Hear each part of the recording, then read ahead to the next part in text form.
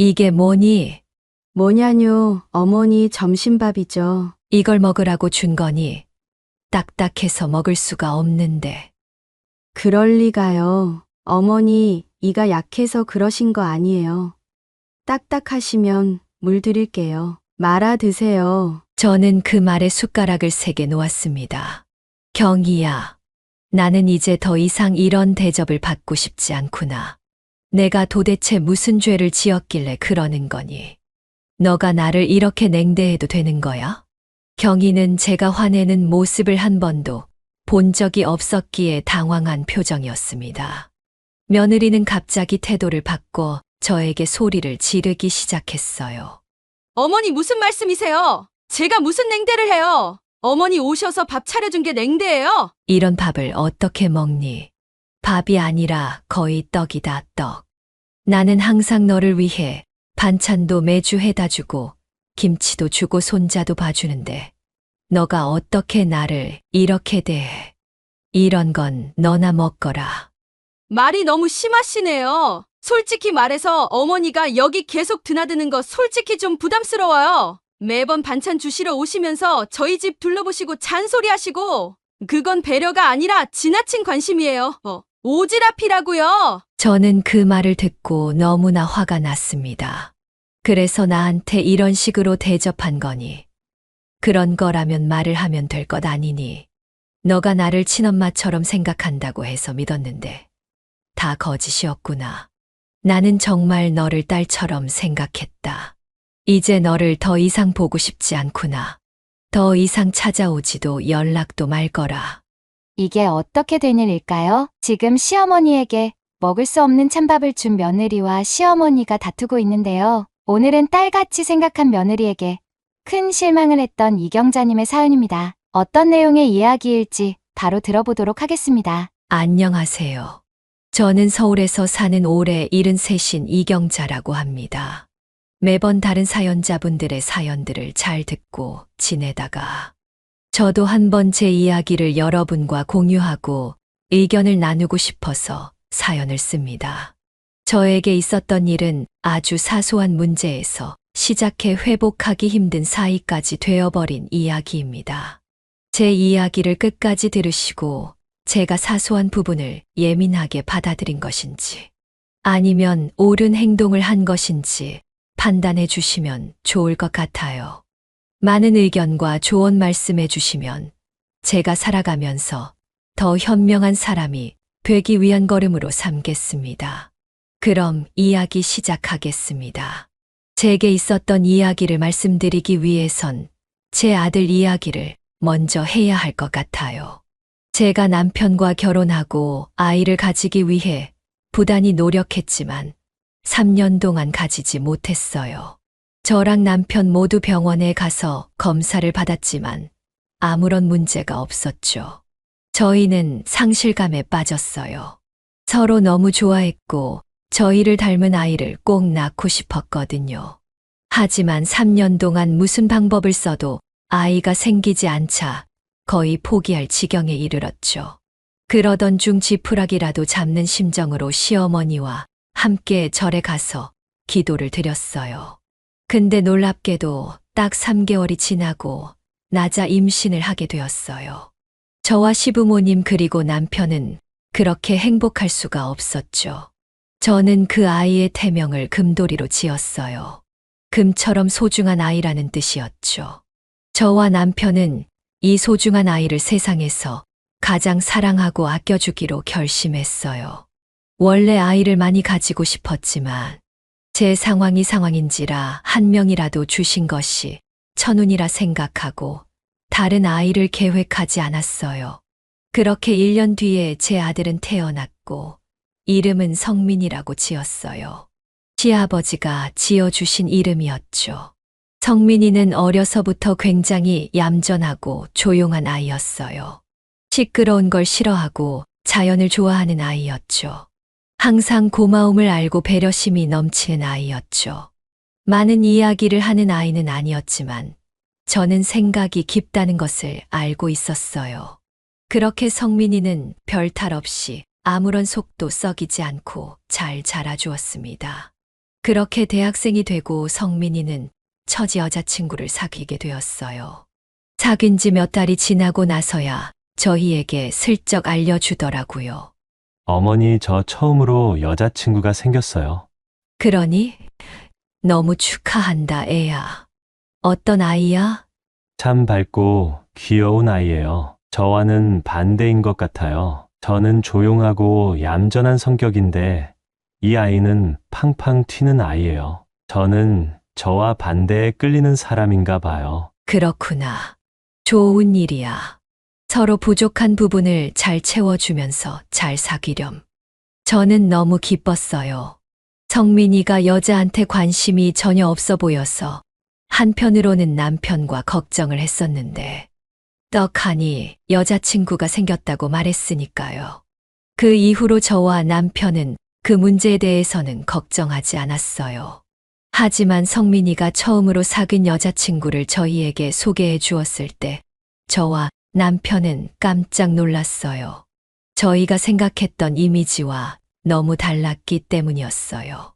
그 여자아이는 성민이의 말대로 통통 튀는 매력을 가지고 있었지만 너무나 예의가 없었어요.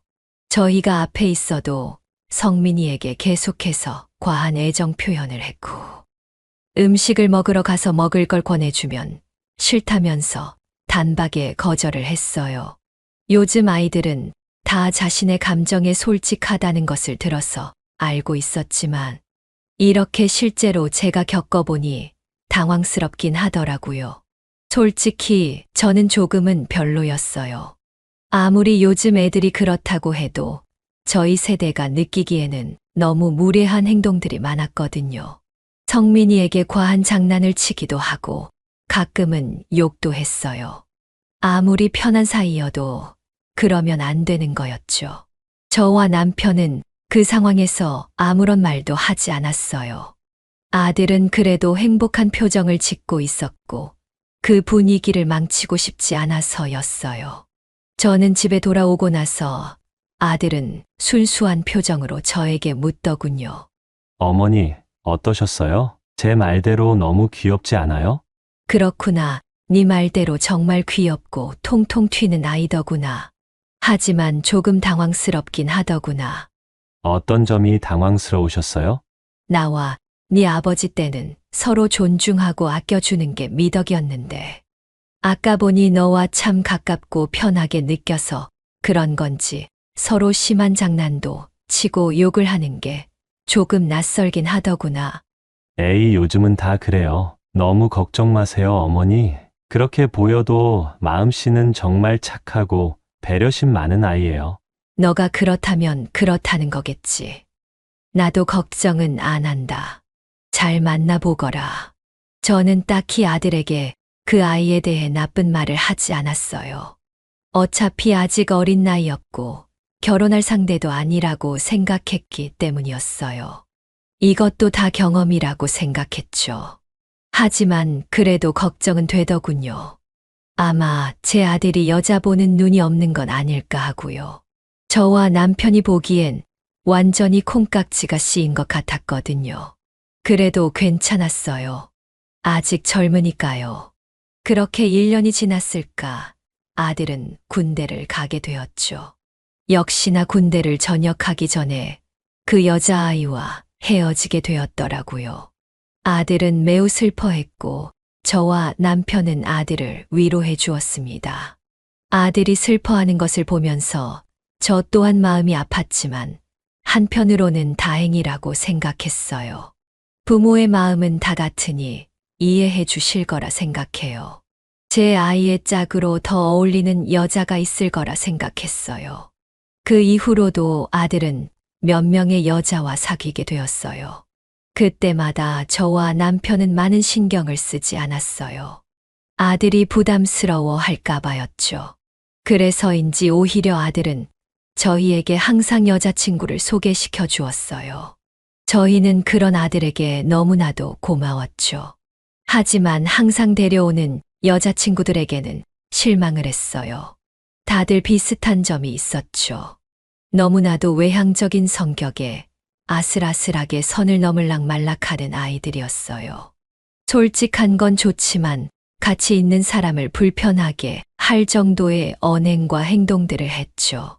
그래도 저와 남편은 아들이 좋아하면 된 거라고, 둘이 서로 좋아하고 행복하면 되는 거라고 저희 스스로를 다독였죠.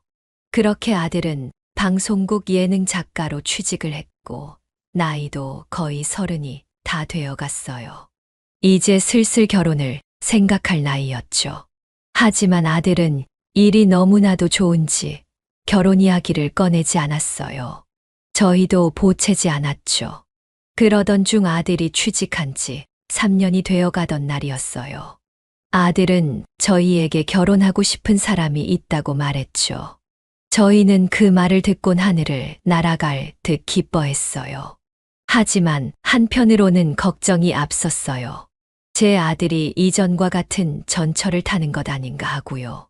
남편은 저를 다독여주며 그렇게 되더라도 둘을 축복해 주자고 말했죠. 저도 그래서 마음을 굳게 먹었어요. 아들이 사랑하는 사람이라면 나도 사랑하겠다는 마음이었죠. 그렇게 아들은 여자친구를 데리고 저희를 만나러 왔어요. 가벼운 만남이었지만 아들이 결혼을 생각하고 있는 사람을 데려오는 자리라. 이전 여자친구들을 만나는 자리보다 떨리더라고요. 그렇게 아들과 며느리를 만나서 밥을 먹게 되었어요. 저와 남편은 성민이의 여자친구를 보고 경험해보며 걱정과 달리 너무나도 좋은 아이라는 걸 느끼게 되었어요. 참 예의가 바른 친구였죠. 어머니, 아버지 최경이라고 해요. 경이야, 우리 부모님이셔.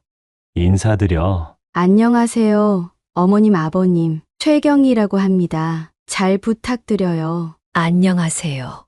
경희 씨 이야기는 성민이에게 많이 들었어요. 들었던 것보다 훨씬 우아하고 이쁘네요. 과찬이세요, 어머님. 그렇지 않습니다. 하지만 그렇게 말씀해 주셔서 너무 감사해요. 아버님, 어머님도 정말 멋지시고 세련되셨어요. 말을 참 이쁘게 하네요. 우리 아들 잘 부탁해요.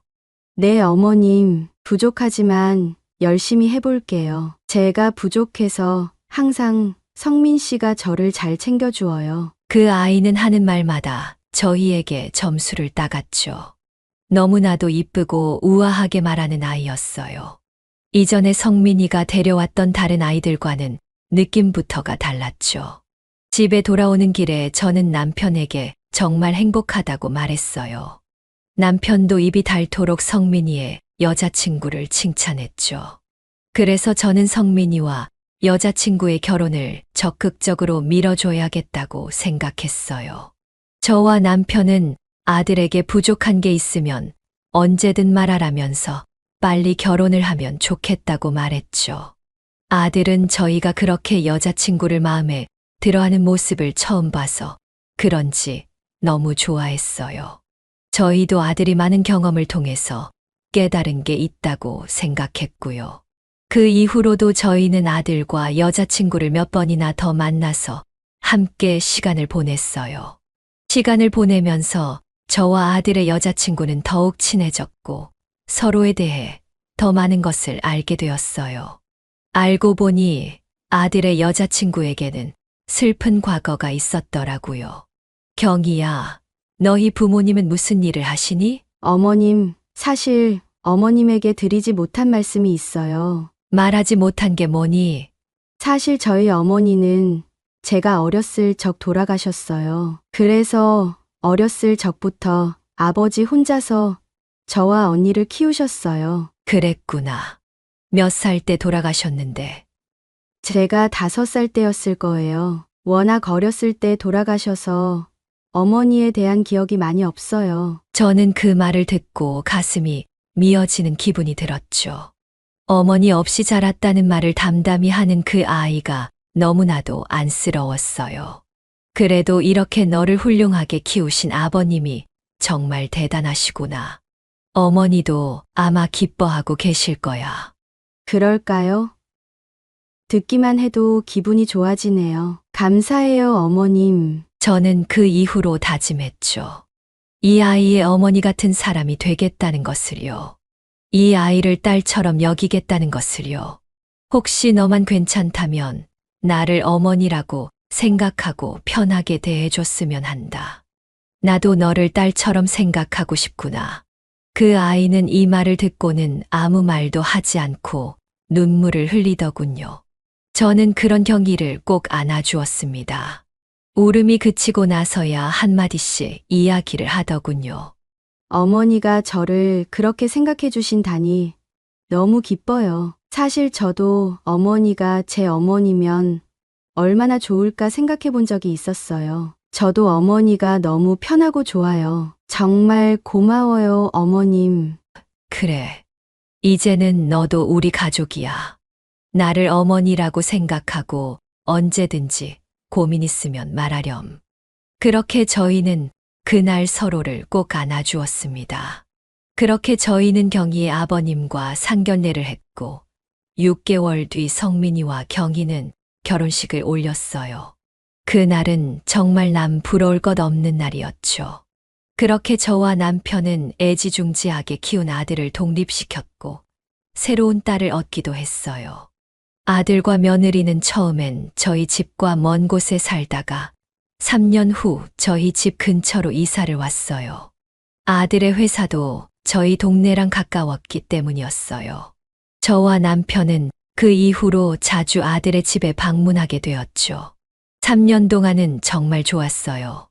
며느리와는 더욱 더 친해졌고 아무런 불화도 없었죠. 고부 갈등 같은 것은 저희와 관련이 없다고 생각했어요.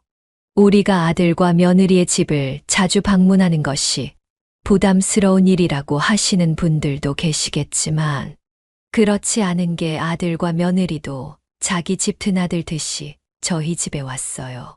아들과 며느리가 손주를 낳고 나서는 더욱 더 많이 왔죠.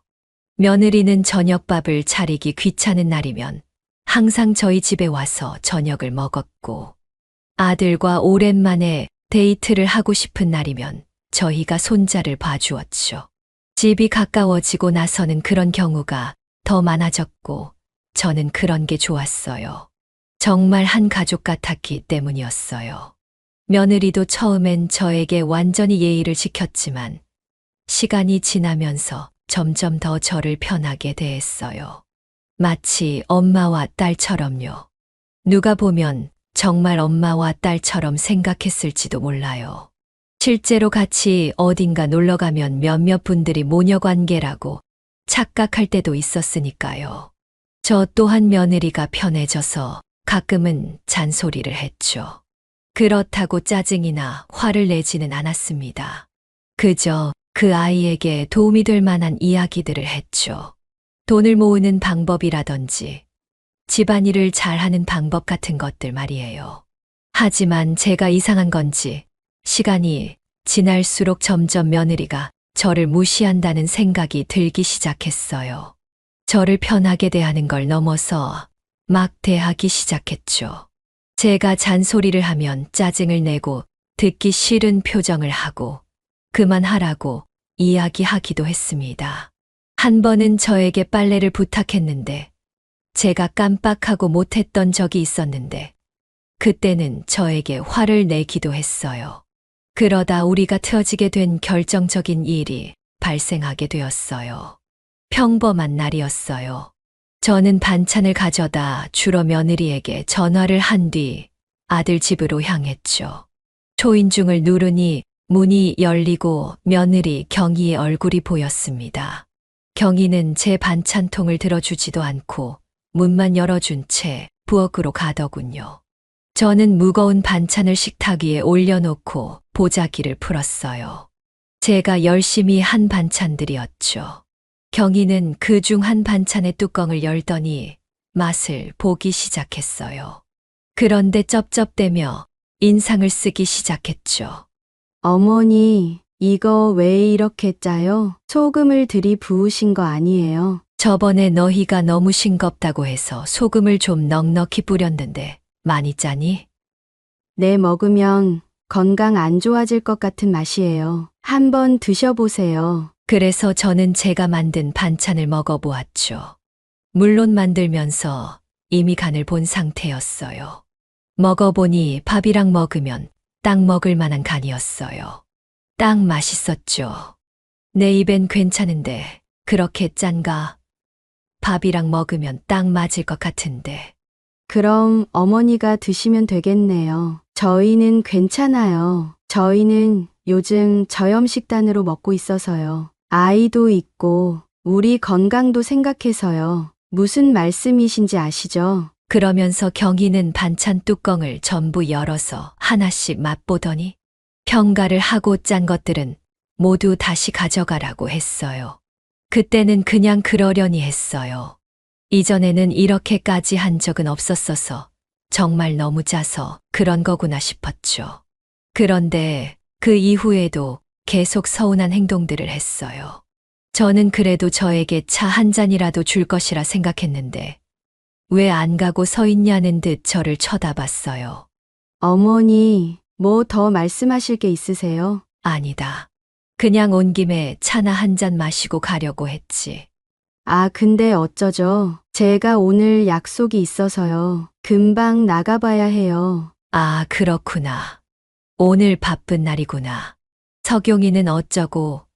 그래서 석용이는 어머니한테 부탁드리려고 했죠. 오늘 남편도 야근이라 늦게 온다고 해서요. 좀 부탁드려요, 어머니. 알겠다. 석용이는 언제 오는데? 직접 데리러 가야 해요. 어딘지 아시죠? 모르시면 제가 카톡으로 보내드릴게요. 경희는 점점 저에게 부탁하는 것이 많아졌죠. 이전에는 그래도 미안하다는 느낌으로 부탁하는 느낌이었다면 지금은 거의 떠밀듯이 저에게 일을 시켰습니다. 저는 그날 손자 석용이가 유치원 끝날 때까지 소파에 덩그러니 혼자 앉아서 기다려야 했어요. 며느리는 여유롭게 화장을 하고 옷을 갈아입은 뒤 저를 내버려 두고 집을 나갔죠. 저는 주변을 둘러보았어요. 집안 곳곳에 먼지가 가득 쌓여 있더라고요. 며느리가 집안일을 제대로 하지 않는 것 같았어요. 저는 집에 들렸다 가면 시간이 애매해서 청소나 해주고 가자는 마음에 청소기를 돌리고 물걸레로 집안을 깨끗이 닦기 시작했죠. 그리곤 시간에 맞춰 손자를 데리러 갔어요. 그리고선 손자를 데리고 저희 집으로 데려갔죠. 그렇게 하루 종일 손자랑 놀아주고 잠을 재웠는데 밤 9시가 될 때까지 연락이 안 오는 거예요. 그래서 전화를 했죠. 며느리는 마치 술에 취한 듯 보였습니다. 주변은 굉장히 시끄러웠죠. 경희야, 어디니? 언제쯤 데리러 오는 거야? 어머니, 곧 데리러 갈게요, 고지요. 조금만 더 봐주세요. 그래도 몇 시인지는 말해줘야 내가 준비를 할 것 아니니? 며느리는 제 말이 끝나기도 전에 전화를 끊어버렸죠. 저는 하는 수 없이 손자를 저희 집에서 재워야 했어요. 그건 상관없었지만 그래도 기분이 나쁘더군요. 아들에게도 전화를 해보았지만 아들은 밤 늦게나 도착한다면서 죄송하다고 하더라고요. 그렇게 밤 10시가 되었고 저도 남편과 잠자리에 들었습니다. 근데 새벽 1시쯤에 누가 문을 두드리더군요. 저는 깜짝 놀래 이 시간에 누가 왔나 싶어 나갔더니 경희인 거예요. 경희는 엄청 취한 채로 아이를 데리러 왔다고 했죠. 몸도 혼자서 가누지 못할 정도로 마셨더라고요. 왜 이렇게 술을 많이 마셨어? 누구랑 마신 거야? 누구랑 마셨긴요. 석용이 유치원 엄마들이랑 한잔했어요. 어머니, 저 술 좀 깨게 라면 하나만 끓여주세요. 이 새벽에 무슨 라면이야? 얼른 집에 가서 자렴. 근데 갑자기 경희는 라면을 달라며 고래고래 소리를 치기 시작했어요. 그 바람에 손자와 남편이 모두 깨버렸죠. 저는 그 상황을 더 크게 만들지 않기 위해 일단 라면을 끓였어요. 하지만 경희는 술에 취해 그대로 잠이 들어버렸죠. 결국 끓인 라면은 버려야 했어요. 저와 남편은 며느리를 소파로 옮겨서 이불을 덮어주고 그대로 잠에 들었죠. 다음 날 일어나 보니 손자와 며느리는 집에 간 듯 없었어요. 이불도 개지 않고 갔더라고요. 그리곤 저희에게 아무 말도 없었죠. 저는 걱정이 되어서 아침에 아들에게 전화를 했어요. 아들은 그 이야기를 듣고 매우 화가 나는 모양이더군요. 저는 아들에게 말했어요. 너무 뭐라고 하지 마라. 아이 키우다 보면 많은 스트레스를 받기 마련이야. 집안일도 해야 하고 육아도 해야 하니 얼마나 바쁘겠니. 그냥 조용히 넘어가. 하지만 아들은 굉장히 화가 난 듯 했어요. 아니, 어머니, 그래도 이건 너무하잖아요. 어떻게 어머니, 아버지 앞에서 그런 주태를 부릴 수가 있냐고요. 우리가 괜찮다는데 더 무슨 할 말이 있니? 그냥 넘어가거라. 집에 잘 도착했으면 됐다. 하지만 아들은 그냥 넘어가지 않은 듯 했어요. 부부싸움을 한 것 같았어요. 그 사실을 저는 며칠 뒤에 알 수 있었죠. 그날은 아들이 김치를 다 먹었다고 해서 김치를 가져다 줄 겸 반찬통을 가져오려고 한 날이었죠. 그래서 집에 갔더니만 며느리가 저를 대하는 태도가 매우 차가웠어요. 저는 그 이유를 알 수 없었지만 분명 저에게 서운한 게 있는 것 같았죠. 김치를 제 손에서 확 뺏어가고는 다 먹은 반찬통을 내밀었어요. 그리곤 생수 한 잔을 떠서 식탁에 올려놓더니 아무 말 없이 부엌으로 가서 설거지를 하더군요. 저는 도저히 그 어색한 기분을 참을 수가 없어 며느리에게 물었어요. 경희야, 뭐 화나는 일 있니? 제 이야기를 듣고도 며느리는 못 들은 척을 했죠. 저는 며느리가 왜 저럴까 싶어 다가가 설거지를 도우려고 했어요.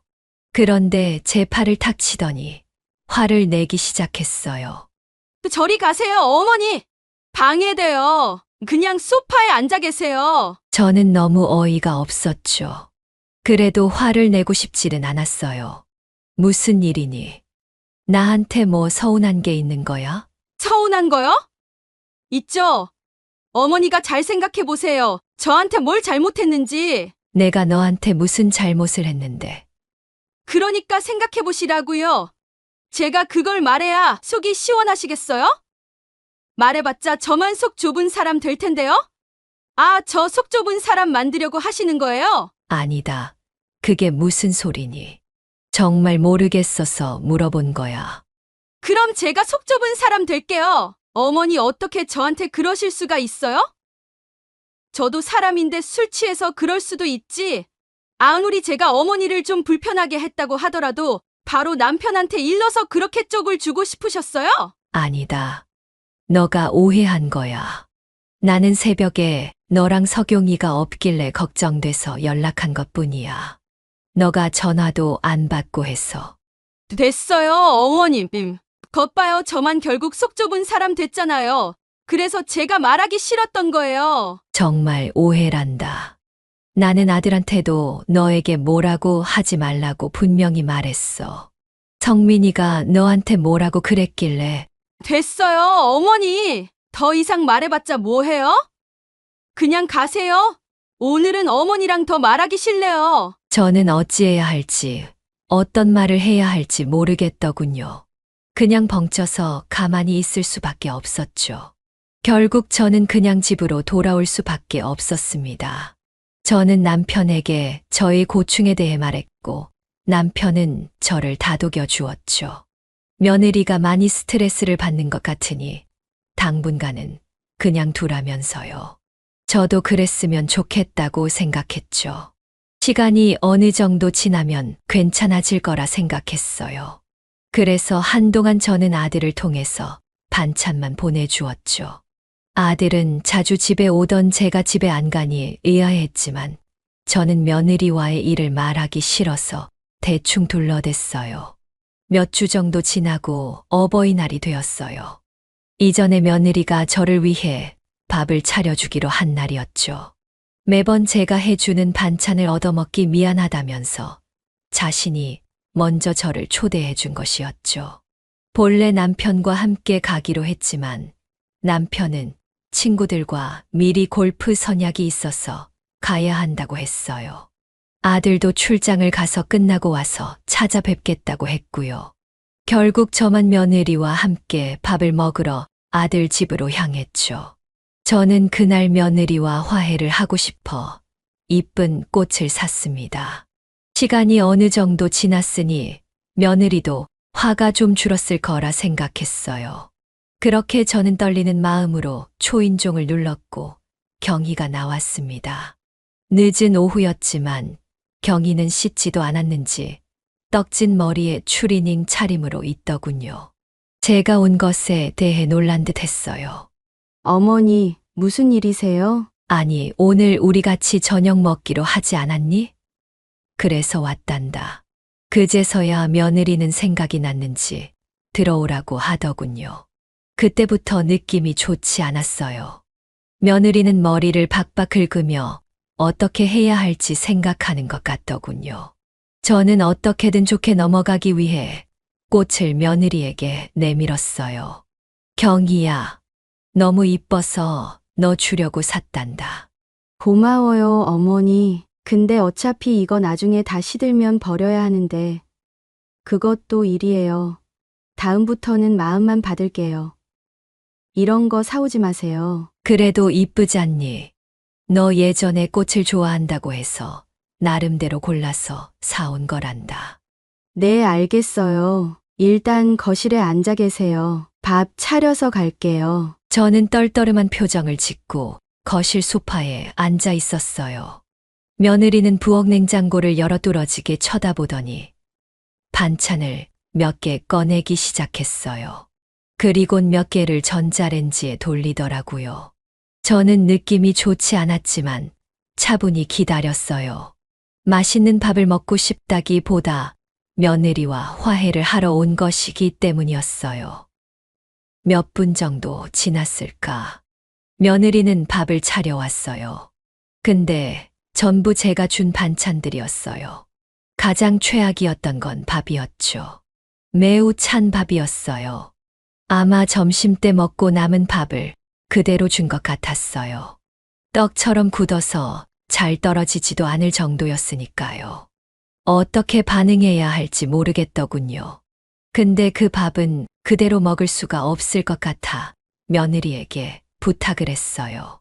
경희야, 밥이 너무 차고 딱딱한데 랩 씌워서 전자레인지에 조금만 돌려줄 수 있겠니? 며느리는 제 밥그릇을 확 낚아채더니 부엌으로 가서 전자레인지에 밥을 데우더군요. 굉장히 귀찮은 표정이었어요. 저는 그때까지 잘 참아냈죠.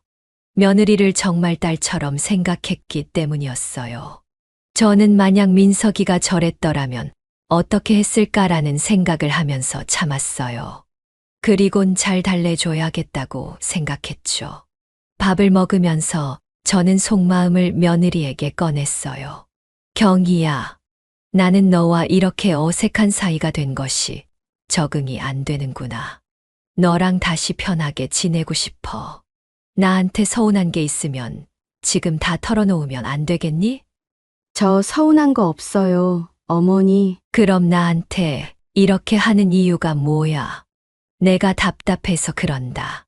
제가 뭐요? 제가 어머니한테 뭘 어떻게 했는데요? 제가 어머니한테 막말을 하기를 했어요.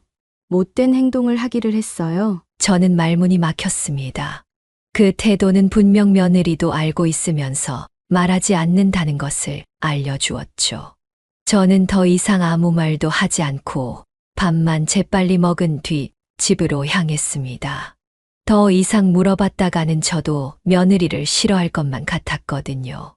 모처럼 어버이날이었고 화해를 할 수 있을 줄만 알았는데 이렇게 최악의 어버이날이 될 거라고는 생각하지 못했습니다. 저는 최대한 집에서는 티를 내지 않았습니다.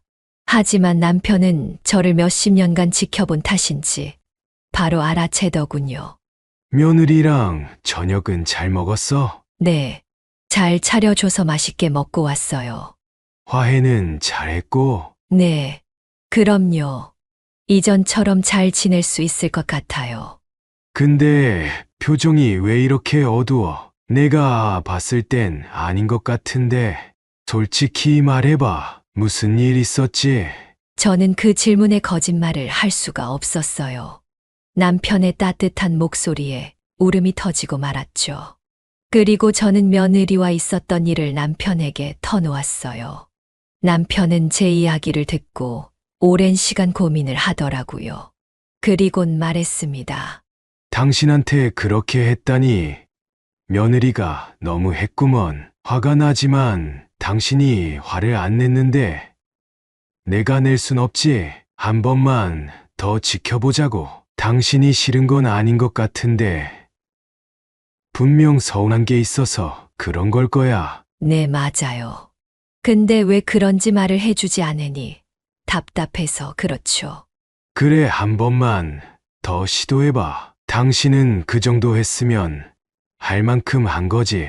시간을 조금 가졌다가 다시 한번 찾아가 봐. 그 이후로 한동안 저는 아들 집에 찾아가지 않았습니다.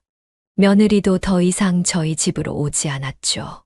아들도 뭔가 이상한 기운을 느낀 듯 했습니다.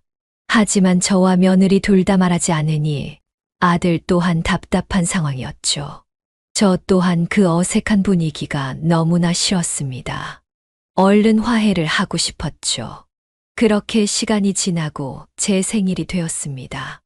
아들은 자신의 집에 와서 생일 파티를 하자고 했고, 저와 남편은 승낙을 했습니다.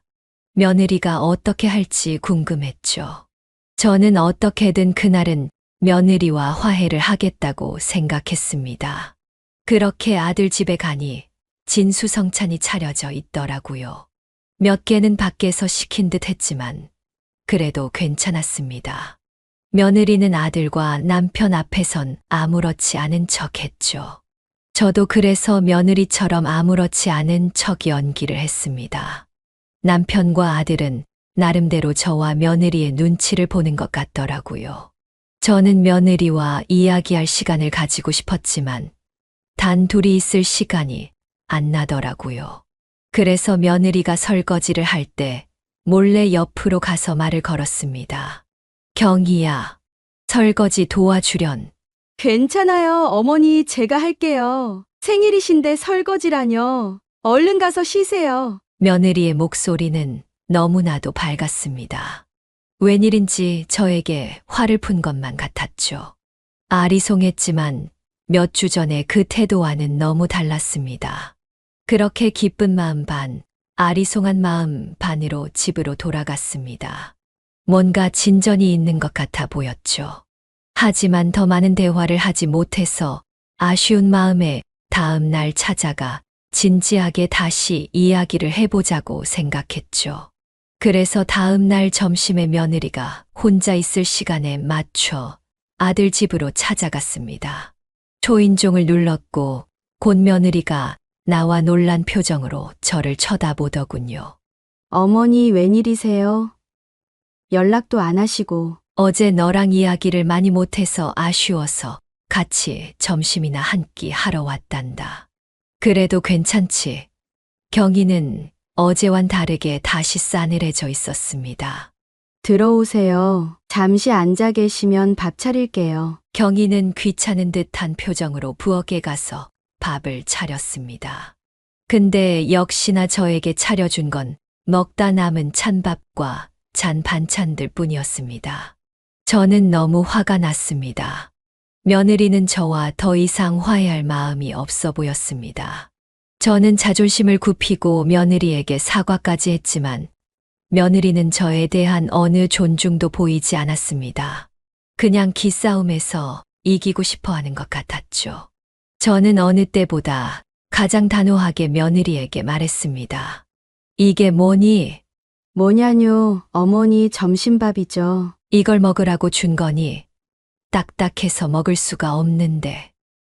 그럴 리가요. 어머니, 이가 약해서 그러신 거 아니에요. 딱딱하시면 물 드릴게요. 말아 드세요. 저는 그 말에 숟가락을 3개 놓았습니다. 경희야, 나는 이제 더 이상 이런 대접을 받고 싶지 않구나. 내가 도대체 무슨 죄를 지었길래 그러는 거니? 너가 나를 이렇게 냉대해도 되는 거야? 경희는 제가 화내는 모습을 한 번도 본 적이 없었기에 당황한 표정이었습니다. 며느리는 갑자기 태도를 바꿔 저에게 소리를 지르기 시작했어요. 어머니 무슨 말씀이세요? 제가 무슨 냉대를 해요? 어머니 오셔서 밥 차려준 게 냉대예요? 이런 밥을 어떻게 먹니? 밥이 아니라 거의 떡이다, 떡. 나는 항상 너를 위해 반찬도 매주 해다 주고 김치도 주고 손자도 봐주는데 너가 어떻게 나를 이렇게 대해? 이런 건 너나 먹거라. 말이 너무 심하시네요. 솔직히 말해서 어머니가 여기 계속 드나드는 거 솔직히 좀 부담스러워요. 매번 반찬 주시러 오시면서 저희 집 둘러보시고 잔소리하시고 그건 배려가 아니라 지나친 관심이에요. 오지랖이라고요. 저는 그 말을 듣고 너무나 화가 났습니다. 그래서 나한테 이런 식으로 대접한 거니. 그런 거라면 말을 하면 될 것 아니니. 너가 나를 친엄마처럼 생각한다고 해서 믿었는데 다 거짓이었구나.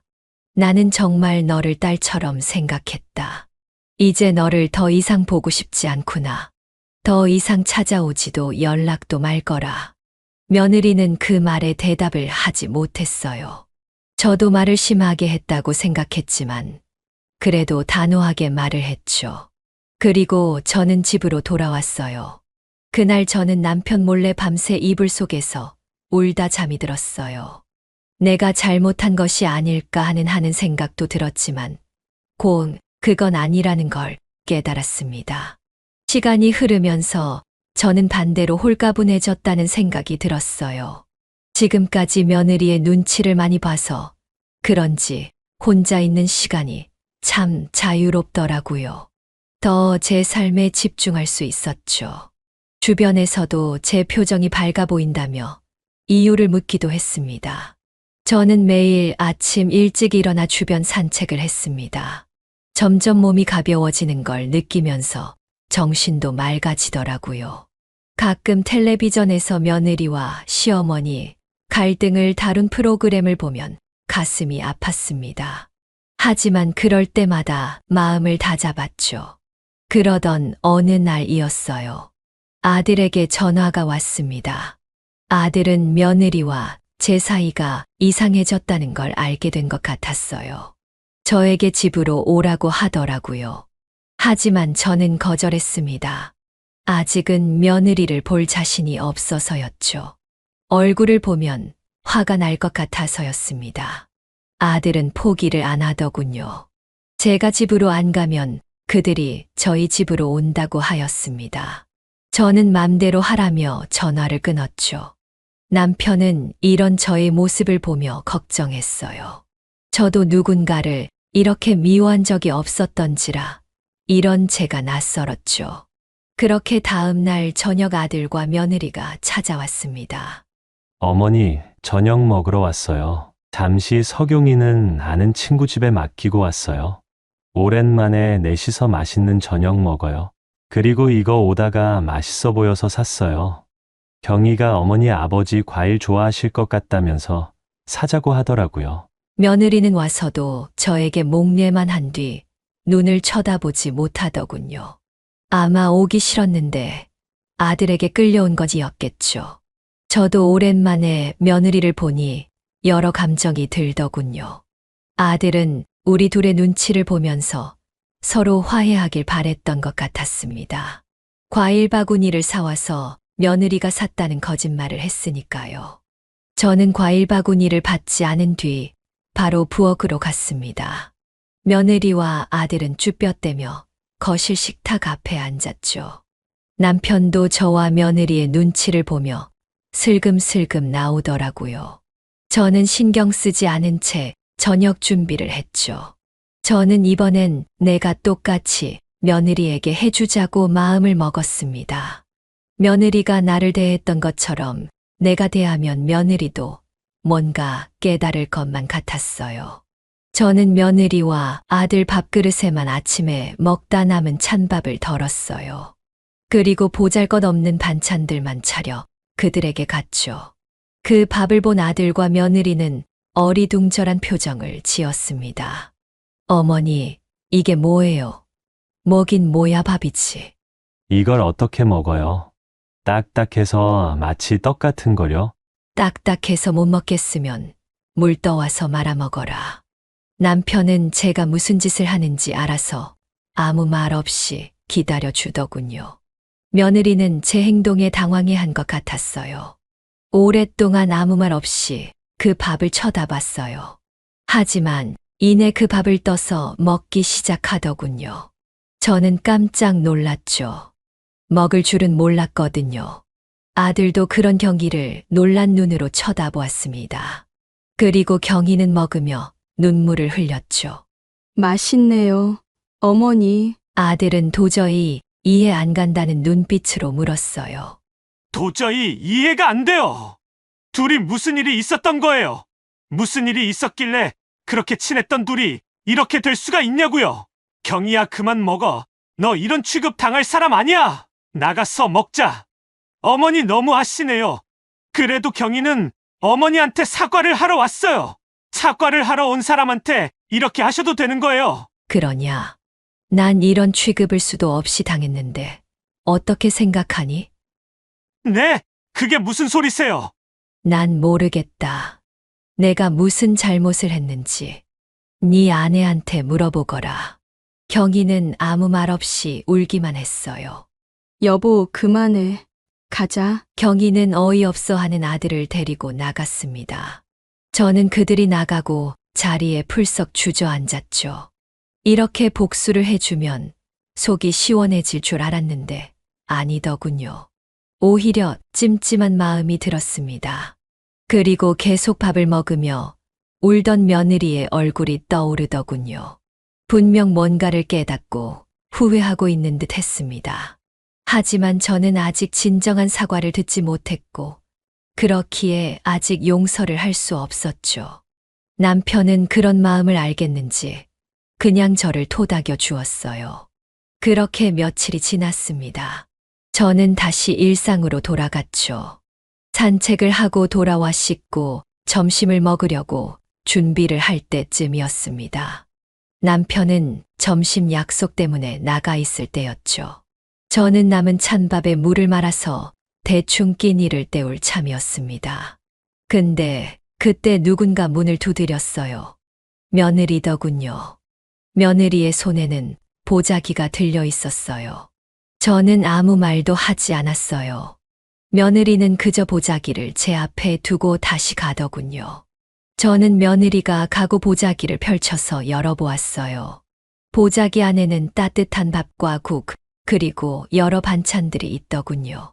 먹어보니 직접 만든 반찬들인 것 같았어요. 너무 따뜻하더군요. 저는 밥을 맛있게 먹고 반찬통을 다시 문 밖에 두었어요. 며느리는 그날부터 계속해서 저희 집으로 찾아왔습니다. 그리고 반찬만 두고 가더군요. 그렇게 하루 이틀 사흘이 지나고 일주일이 넘도록 계속 반찬만 두고 갔습니다. 매일 다른 반찬이었습니다. 아마 이 반찬을 하려면 하루의 대부분을 장을 보고 요리를 하는데 써야만 했을 거였어요. 저는 그 반찬이 주는 의미를 알 것만 같았습니다. 며느리는 오직 저를 위해 반찬을 만들면서 저를 생각했을 거였어요. 아마 저에게 용서를 구하는 것이었을 거예요. 제가 그만두라고 하지 않으면 계속할 생각이었을 겁니다. 그렇게 열흘째 되던 날, 역시나 며느리는 반찬통을 두고 가려고 했습니다. 저는 그런 며느리를 붙잡았습니다. 며느리는 놀란 표정으로 저를 쳐다보았죠. 점심 같이 먹고 가거라. 며느리는 당장이라도 눈물을 흘릴 것 같은 표정으로 저를 바라보았습니다. 그리곤 끄덕였죠. 저는 경희가 준비한 반찬과 밥을 이쁜 그릇에 퍼서 식탁 위에 두었어요. 저희는 그저 말없이 그 밥을 먹기만 했죠. 잘 먹었구나. 음식 솜씨가 많이 늘었네. 고마워요, 어머니. 그리고 죄송해요. 됐다. 뭘 죄송하니. 가족끼리는 그런 거 없는 거다. 그리고 나도 미안하구나. 나도 속 좁게 똑같은 행동을 해버렸구나. 못된 엄마를 용서하렴. 아니에요, 어머니. 제가 잘못했는 거려. 어머니가 저를 너무 이뻐해 주시고 편하게 해 주시니까 그게 너무 익숙해졌었나 봐요. 어머니가 해 주시는 많은 것들에 대해서 감사함을 모르고 그저 당연한 걸로 생각했어요. 그러다 보니 어머니가 하시는 말이 잔소리 같았고 어머니가 저를 위해 해주시는 행동이 오지랖으로 보였어요. 그랬으면 안 되는데 제가 정말 못된 인간이에요. 어머니의 은혜를 제가 갚지는 못할 망정 상처만 드렸네요. 괜찮다. 원래 그러는 거야. 사랑하는 사람들은 많이 싸우기도 해. 나는 너가 나를 싫어한다고 생각하지 않는다. 그러니 너도 나를 그렇게 생각해 주렴. 그리고 내가 그때 했던 말은 마음에 없는 말이니 다 잊어주고. 네, 어머니. 우리 다시 이전으로 돌아갈 수 있을까요? 그럼 너만 잘하면 돌아갈 수 있지. 저는 장난으로 그렇게 말했고 며느리는 그 말에 씩 웃더군요. 너 울다가 웃으면 엉덩이에 뭐 난다는 말 안 들어봤니? 그제서야 며느리는 활짝 웃기 시작했습니다. 그렇게 저희는 화해를 했죠. 서로 다름을 인정하고 서로에 대한 친절과 배려를 당연시 여기지 않기로 약속했어요. 소중한 사람들한테는 더 잘해야 하니까요. 그렇게 저와 며느리는 다시 둘도 없는 친한 사이로 돌아갔습니다. 처음엔 조금 어색했지만 다시 돌아가는 데는 시간이 얼마 안 걸리더라고요. 저는 다시 반찬을 싸들고 며느리 집으로 갔고 며느리는 올 때마다 저를 기쁘게 맞아주었습니다. 그리고 항상 갈 때는 며느리와 이야기를 했고 며느리도 저희 집에 올 때는 항상 이야기를 했습니다. 그리고 며느리는 항상 저에게 먼저 전화를 걸어서 놀러 오라고 이야기를 했죠. 저희는 같이 집안일도 하고 요리도 하고 드라마도 보았습니다. 너무 행복했습니다. 이렇게 지낼 수 있다는 게 꿈만 같았습니다. 요즘엔 같이 요리 교실을 다니기 시작했습니다. 둘 다 요리 솜씨가 나쁘지 않았지만 더 잘하고 싶은 마음이 들어서였어요. 그렇게 저희는 매번 서로의 집에 반찬을 해주며 사랑을 전달합니다. 남편과 아들은 저희를 보며 어이가 없다고 하더군요. 꼭 자석 같다고 표현을 했습니다. 멀어질 땐 확 멀어지고 붙을 땐 딱 붙어버린다고요. 저번에는 저와 며느리 둘이서만 제주도 여행을 다녀왔습니다. 물론 여행을 하면서 맞지 않는 부분들이 있었고 싸우기도 했습니다. 하지만 그때마다 저희는 이전에 있었던 일을 생각하며 서로를 이해하려 노력했습니다. 이렇게 저와 며느리는 엄마와 딸처럼 잘 지내고 있습니다. 손자도 어느새 커서 초등학교를 다니고 있죠. 이젠 저와 며느리는 없어서는 안 될 가장 친한 친구가 되었습니다. 기쁨은 서로 공유하고 슬플 때도 함께하고 있습니다. 저는 이번 일을 계기고 많은 걸 깨달았습니다. 사람은 소중한 것을 가끔 잊는다는 것과 소중한 사람에게 오히려 더 가혹하게 대할 때가 있다는 것을요. 그럴 때마다 우리는 어떻게 해야 할까요? 서로의 소중함을 다시금 깨닫고 최선을 다해야 하지 않을까요? 제가 며느리에게 한 일은 지금도 잘한 건지는 모르겠습니다. 다른 현명한 방법이 있었을 것 같은데 저도 한낱 중생인지라 다른 방법은 생각나지 않았네요. 그래도 운 좋게 며느리가 제 뜻을 알아주었고 그것도 저를 애정하는 마음이 남아 있었기에 가능했던 거라고 생각합니다. 오늘 제 이야기는 여기서 마무리하려고 합니다. 여러분은 제 이야기를 듣고 어떤 생각이 드시나요? 제가 했던 일은 과연 잘했던 걸까요? 어떻게 했으면 더 현명하게 대처할 수 있었을까요? 여러 생각이 드는 날이네요. 여러분들의 많은 의견과 조언, 그리고 공감 한 말씀 부탁드려요. 여러분의 인생을 바꾸는 관점은 무엇인가요? 지금까지 제 이야기를 들어주셔서 고맙습니다.